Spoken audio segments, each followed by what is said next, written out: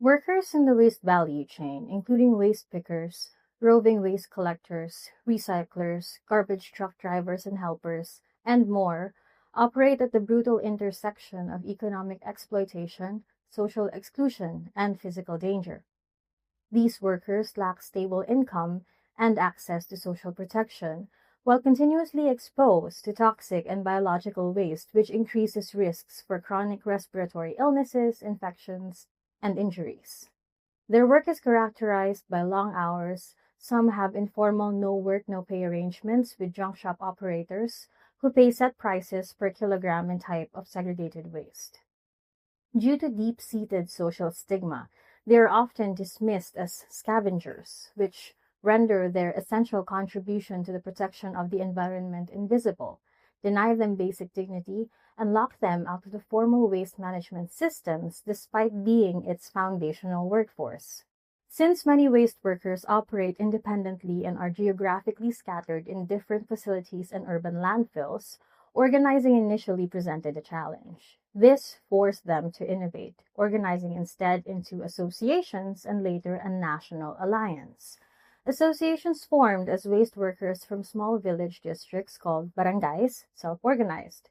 Starting with neighborhood discussions about the occupational risks of waste work, they used community networks and partnered with NGOs to register on the local council first as civil society actors.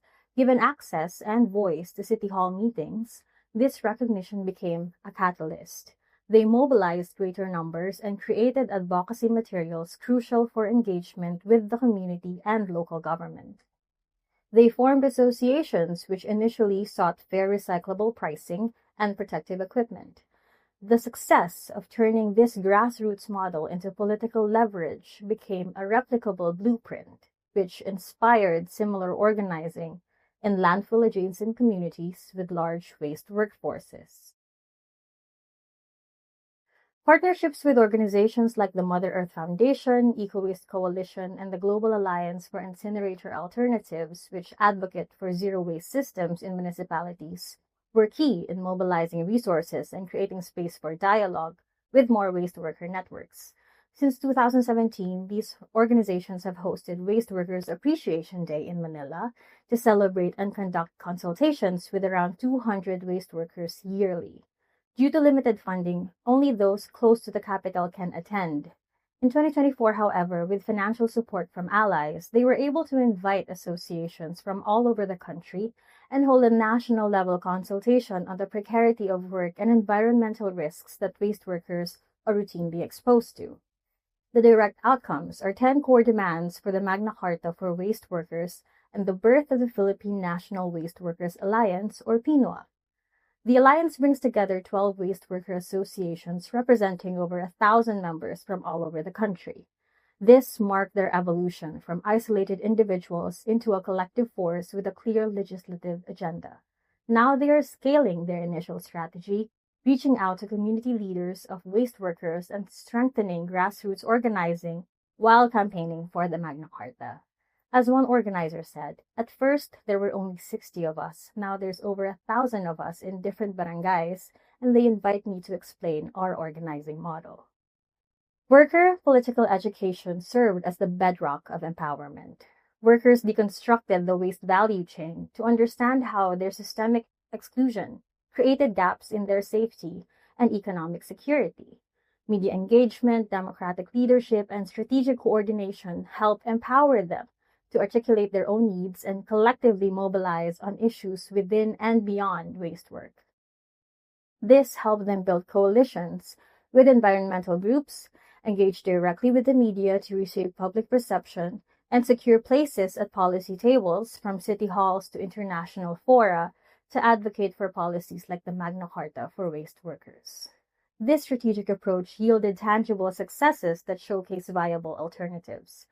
Through a joint effort of national agencies with the local government and Waste Worker Association, a group of workers in Malabon now formally operate a public treatment, storage, and disposal facility for hazardous e-waste, moving their work off the streets.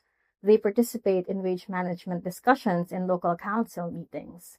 They now receive minimum wages and mandatory safety training from the local government.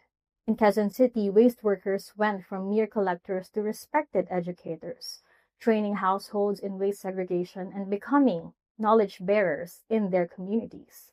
Waste workers are also at the forefront in rejecting waste-to-energy projects like incinerators. These threaten livelihoods, exacerbate pollution, and undermine sustainable worker-integrated models like the Zero Waste Advocacy, an alternative developed with PNWA's alliance in environmental work. In forging a collective identity, engaging in political education, and strategically reframing their struggle within broader movements for environmental protection, waste workers politicize the debate around waste and its linkages to the importance of zero-waste systems to public health. The hope of the PNWA is to unite waste workers in the pursuit of due recognition and to serve as a pioneering model for advancing the rights of waste workers globally.